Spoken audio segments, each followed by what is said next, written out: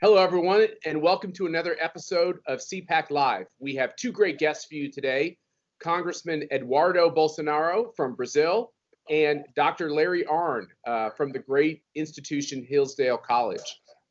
It's been a very interesting week, another interesting week in America. But as we think back about CPAC's world travels, we have such great memories of being in Brazil. Watch this video. It tells the story of Brazil and it'll pump you up.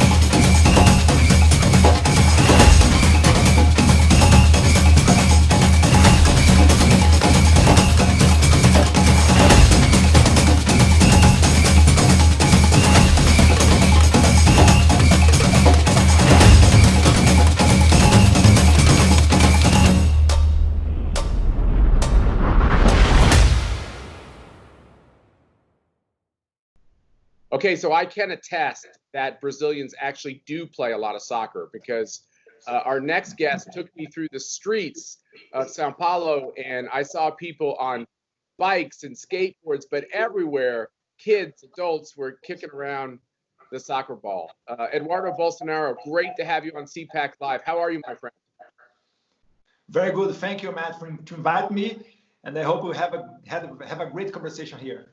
Okay, so we had a great CPAC in Brazil. Everybody wants to hear that the impact it had on your country. But the first question is, are we coming back? Sure, yes. We're expecting you here. We are hardworking. We learned a lot with the CPAC in US. Thank you again to invite us. And for sure, we are expecting for the end of the year to have again CPAC here in Brazil. We have to make sure that the pandemic and all the protocols are going to be okay. But I think until December, we are going to have the chance to do a great event again. And maybe we are thinking to do that in the capital here of Brazil, which is the city of Brasilia. So maybe with the presence of the President Jair Bolsonaro, let's go see what is coming there. Okay, so we have a lot of people listening and watching in America this show and from across the globe. Are you giving them an invitation to come down to the second CPAC Brazil? Yes. When we went to US, we had the chance to meet people from Australia, Hungary, South Korea, and they're also inviting me to go there. Everything was just perfect, but unhappily came the pandemic. Someone in China ate a bat, so everybody around the world is suffering because of that. But seriously, we are expecting not only organize the CPAC here in Brazil, but also this connection that you made. Thank you, Matt Schlapp, that you made. We are going to have a lot of fruits from it. We are going to receive a lot of events, information, and also changing experience. Only for example, if you watch now what is happening in US, the protests, they say protests, I say riots, they say against the racism. They're trying to import it here to Brazil, even if we don't have a case like Mr. Floyd, that unhappily died. No one wants that happen, but they are trying to bring here to Brazil this kind of protests. But in the end of the day, we know that this is just the left-wing strategies to try to take the power. If you look to Chile, it's just what happened in Chile. And Chile now is going to have a plebiscito. They're going to vote if they want to make another new constitution. So, Eduardo, in America, we did have this terrible tragedy that you mentioned. As you said, nobody wanted that to happen, a terrible, evil act. But you do see this orchestrated left-wing desire to take down civil society and the civil order. That's happening in the United Kingdom. We talked to Nigel Farage about the defacing of the statue of Winston Churchill. And what you're saying in Brazil is you also have these agitators on the left, very globally orchestrated to try to bring, riots, et cetera, in your communities as well. Has it gotten is it dangerous in places? Yes, until now, Matt, I don't think it's that dangerous as I'm seeing in US. They are not that violent here. But for example, every weekend we were having here manifestations. People were going to the streets to support President Bolsonaro. We had every weekend, I mean, for the last 8 weekends, we had protests pro-Bolsonaro. And what happened is that this kind of the left-wing people, they went to the street with violent people starting fights. So after that happened last weekend, from now on, we are not organizing this. People is not going to the streets anymore to show the support for the president Jair Bolsonaro. So they use the violence as a political tool to try to attack the enemies. And very unhappily, a lot of the mainstream medias, a lot of the big part of the press, they say this is a valid protest. Only to give one example, when Jair Bolsonaro went for the first time to the streets, I mean, he didn't go to the streets, he went to the office to say hello to the people that were on the streets. The press said so bad about this act of Jair Bolsonaro that he was going to close off the people without using a mask, all of that thing.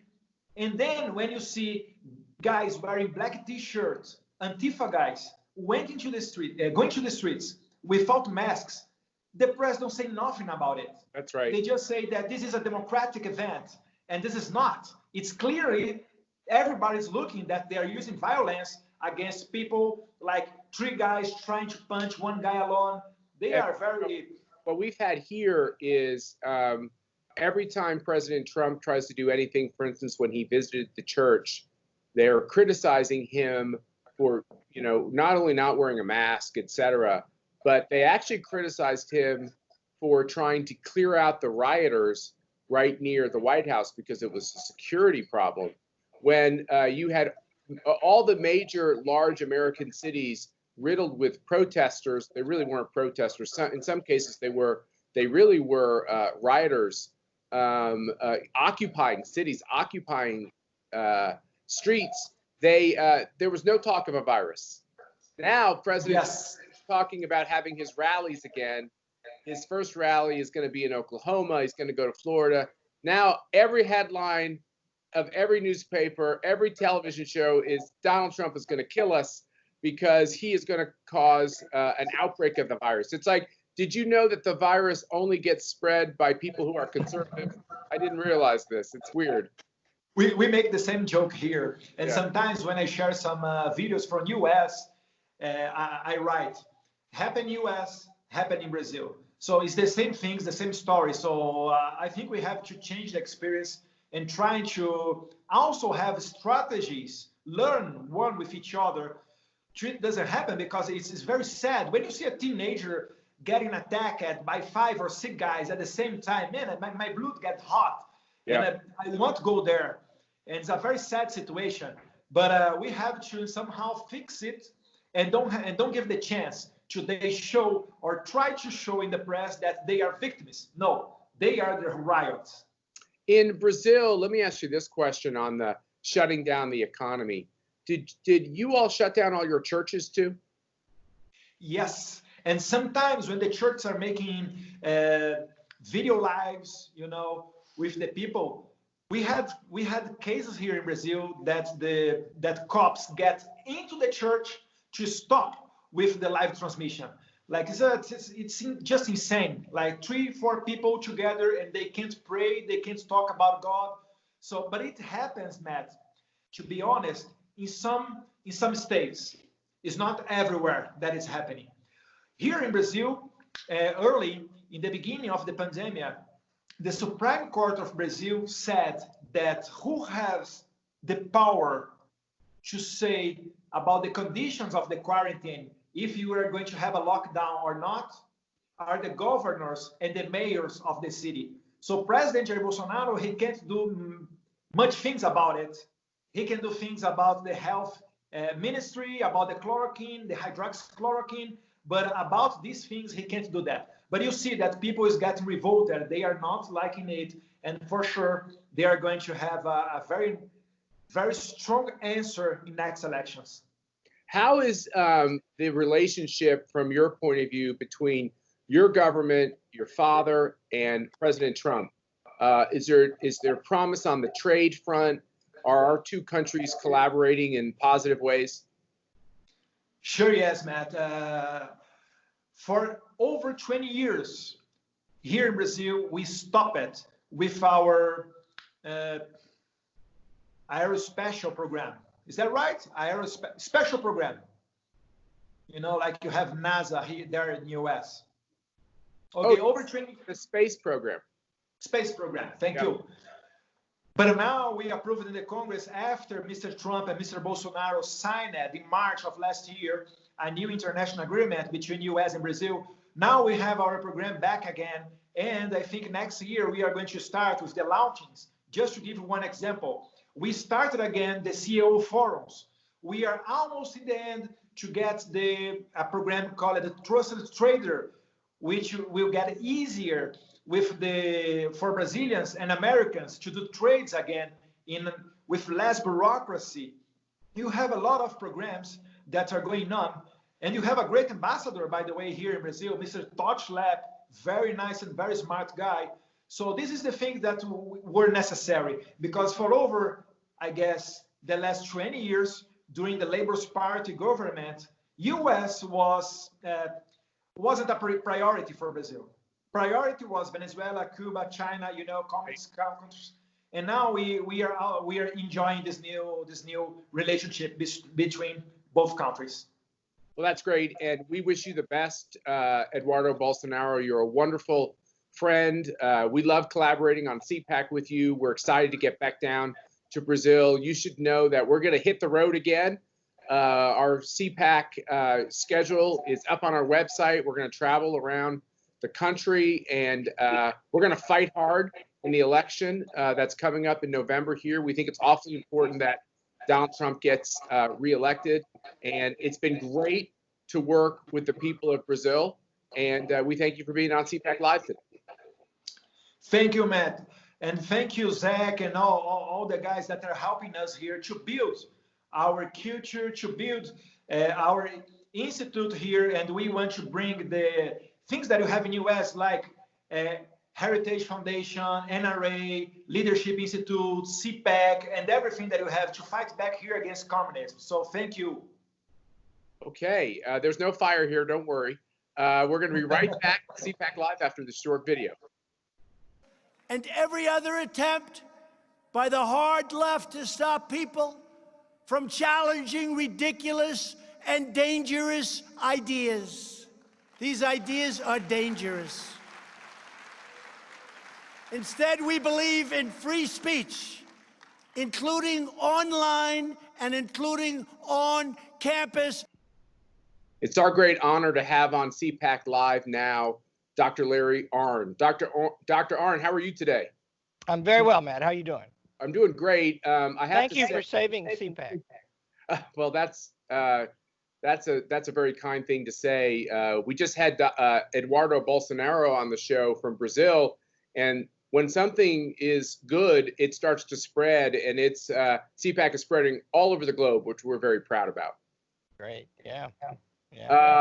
So I read and was just overjoyed when I saw the news that of your leadership to say, you know what, we're gonna be in business at Hillsdale College. What led you to take that bold step?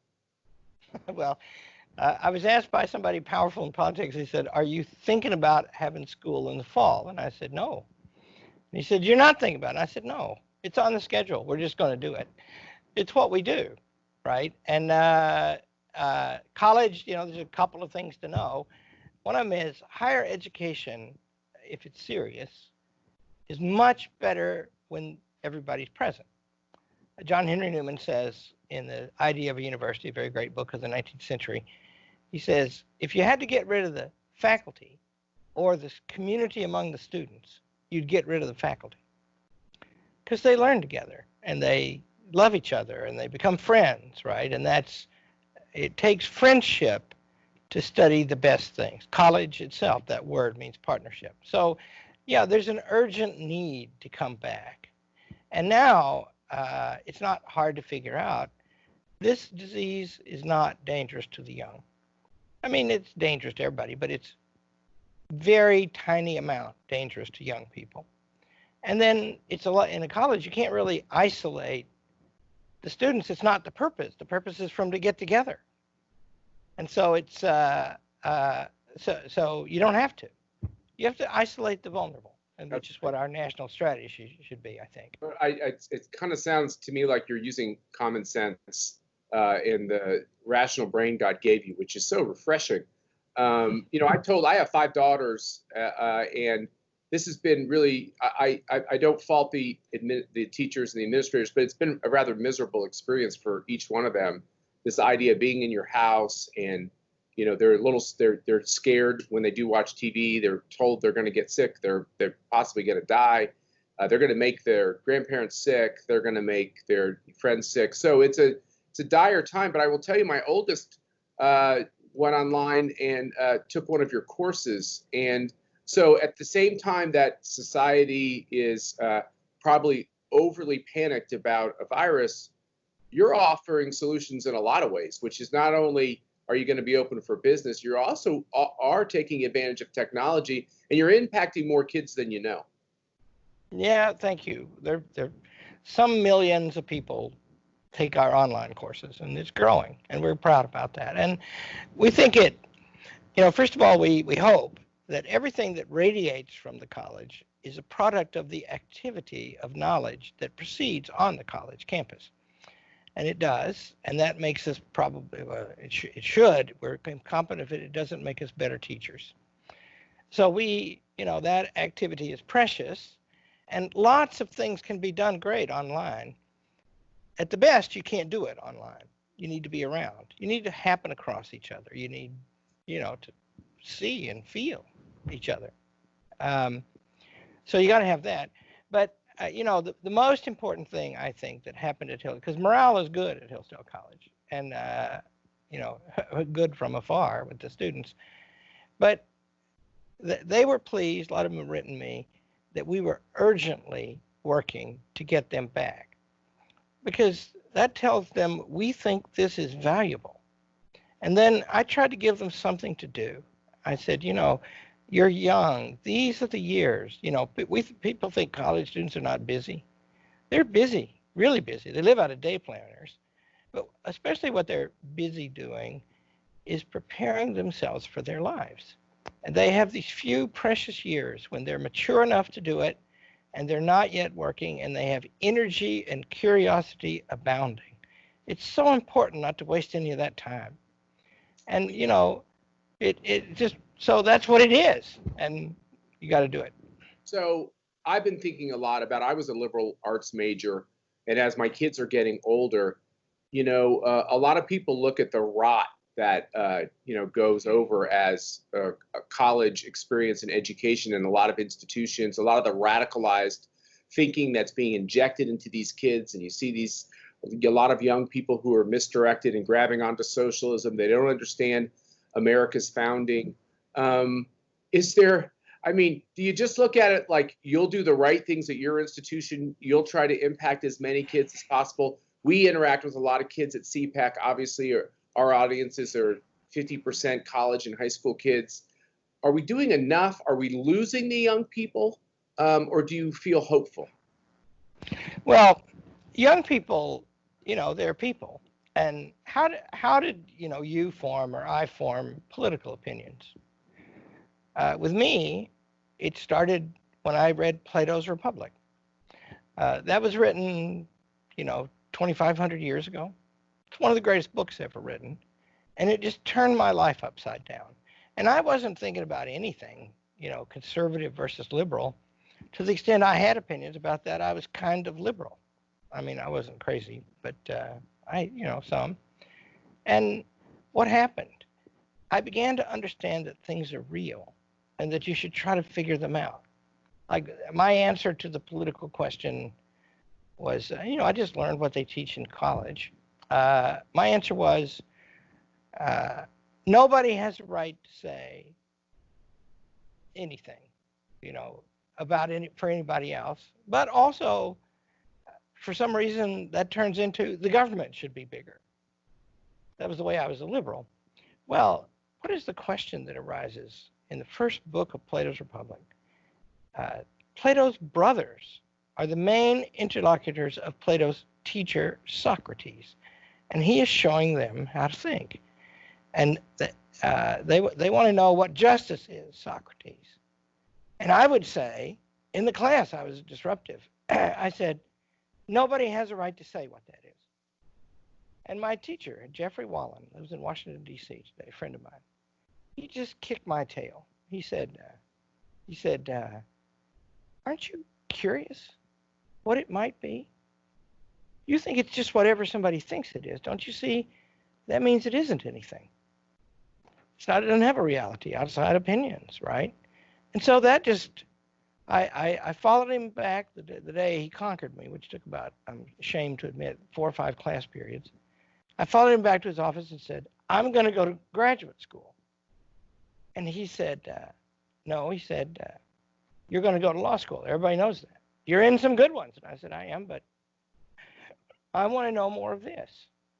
Well, in other words, you have to teach young people fundamental things so they can think for themselves.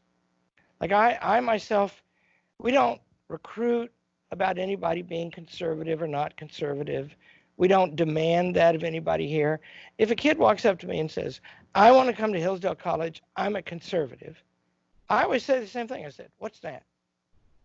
And it's hard to define fundamental terms, right? Conservative is a complicated term. And then they stumble around for a while and I say, see, you're making commitments before you even know what things are. Why don't you find out what things are? That's what should happen in the schools. And by the way, I'll just tell you from personal experience, and not just in college, we are sponsoring 22 charter schools and 1 private school right now. Young people love to think about the fundamentals of things.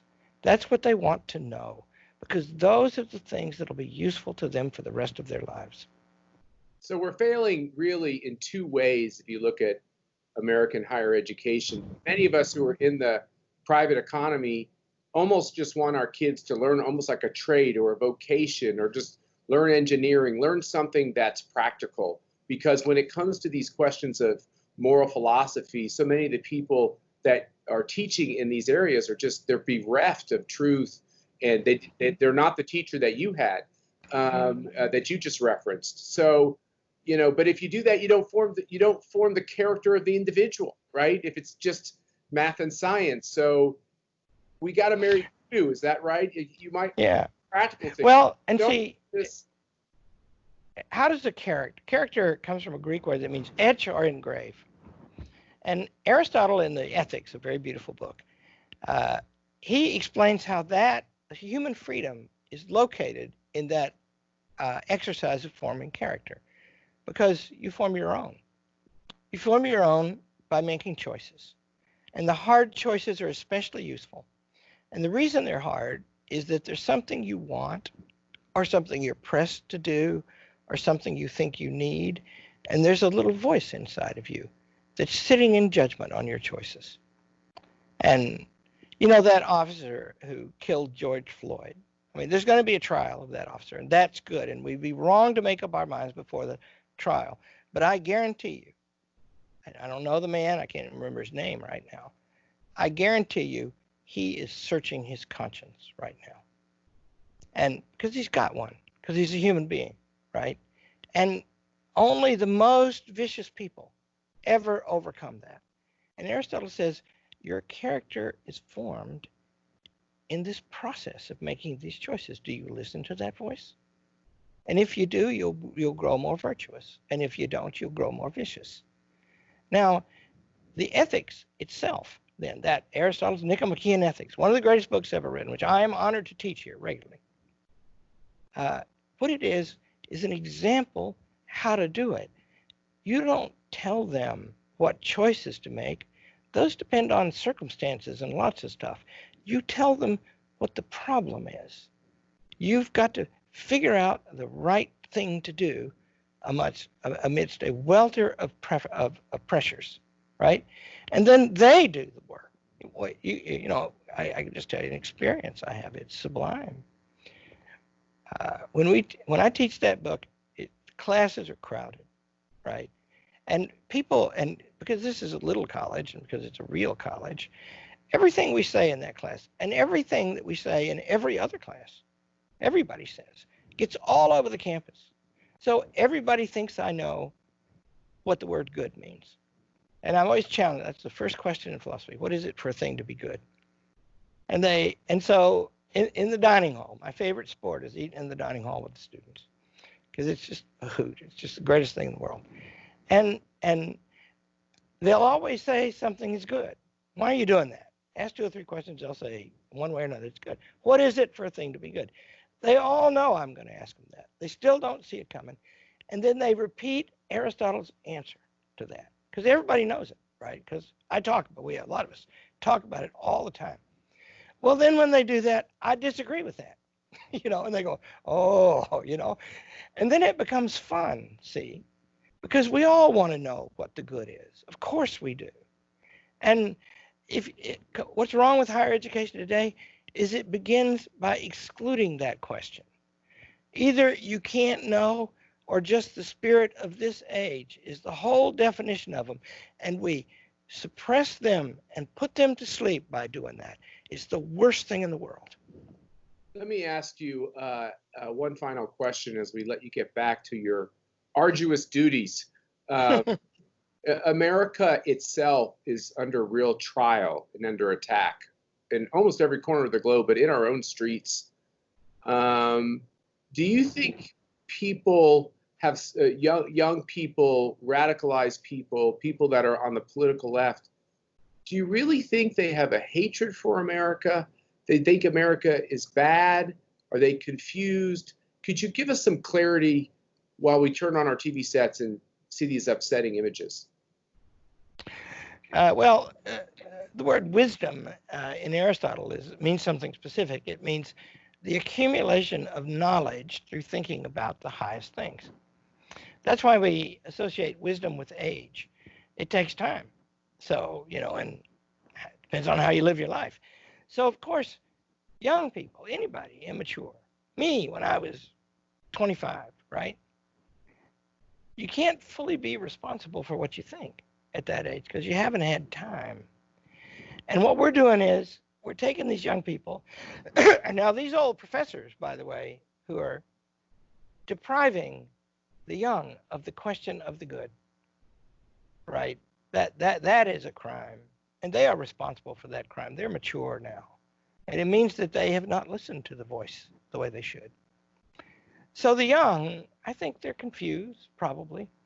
And there's some who are wicked, like Adolf Hitler. By the time he was 22, he was a really wicked man, but that's rare, So what I think is, and see, another thing is, we don't know, we don't know the future. Churchill always said, the future, though imminent, is obscure. And the hardest thing to know about all this is one can analyze the claims, right? Like, here's a claim. To say that you're colorblind is a form of racism. Well, first of all, that can't continue to be thought because it's a logical contradiction, right? And that means that we won't keep thinking that in the fullness of time. It's crazy. It could lead to great violence and an attempt by force to implement a contradiction, which is sort of what communism was and National Socialism was, right? It could become like that. But the thing that we don't know, we know that argument doesn't make any sense. We don't know the strength behind it. And that's what's hard to measure, right? And, we're going to get a measurement later this year in the election. And if it's true, like this in Seattle, right in there. There's a very moving thing. You should find it on the internet, where the chief of police of Seattle, a black woman, talks to those under her command, the police force of Seattle. And she says in that precinct they abandoned, that she began her service in the police force in that precinct house. It's a home for us. And you stood out in front of it for days and were abused and pelted by hostile crowds. And then we abandoned the building. That was not my decision, right? So somebody made a bad call there. And they've set up this, I mean, there's one of these young radicals, there's a picture in the paper today of him walking around with a machine gun near a sign, "You are leaving the United States of America." Well, that's a breakdown of the law, but we need the law, and we need the law to be fair. And so this argument that's going around that we don't need the law, that we got to get rid of the police, that's not going to work out, right? And to say, and see, it's a big responsibility. It's a big responsibility to speak as a citizen, to all your other fellow citizens. It's a big responsibility to speak to the young, because, they need you to help them. You mustn't try to settle the question for them. That only makes them bored. You introduce them to the questions, and you cite the contradictions, and you invite them to dwell upon them, right? Well, that means that I can't say, and will not say, especially to the students of Hillsdale College, I will not say that it is racist to call for a colorblind society, because that is a logical contradiction. Well, that's the kind of clarity I'm talking about. You started this conversation by giving me a nice compliment about CPAC, which really is more well-deserved to this great team we have here at the ACU, which has done a great job under the leadership of Dan Schneider and other great members of our board.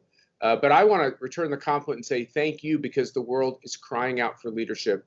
Our kids are crying out for leadership. And the leadership you have given at Hillsdale has put it in a much stronger position, which only matters to the extent to which it is taking our young and putting them on the right path. And I really honor what you and your team does at Hillsdale. I honor what you do in Washington, D.C. Your center here, the Kirby Center, is a bright light in sometimes a dark place.